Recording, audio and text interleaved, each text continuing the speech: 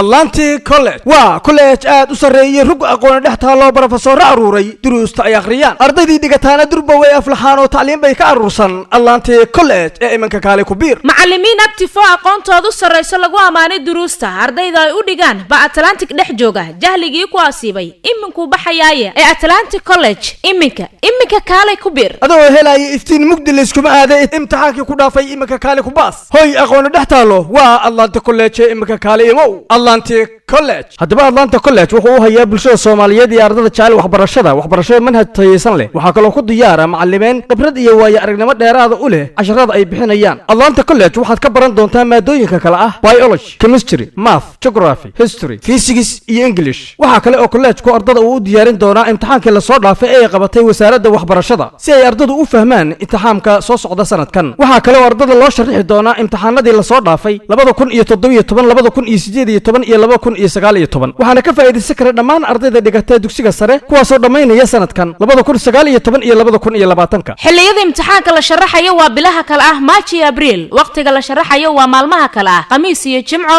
party time ama galinka hore maadooyinka ardayda loo sharaxayo waa 10 maado ee form 4ka sidoo kale waxay fursad ku siinaysaa Atlantic College inay gali karaan sanadkan imtixaanka ay qaadayso wasaaradda waxbarashada ardaydii ka hartay imtixaankii ay qaaday sanadihii 2017 18 ilaa 19 isdiiwaangelintu way socotaa waxayna ku eg tahay 20 bisha February Atlantic College wuxuu ku yaalaa isgoyska Taleex ka soo horjeedka Hormuud Telecom wixii faahfaahin intaasi dheer ya kala xiriir ciwaanada iyo lambarada hoos ku qoran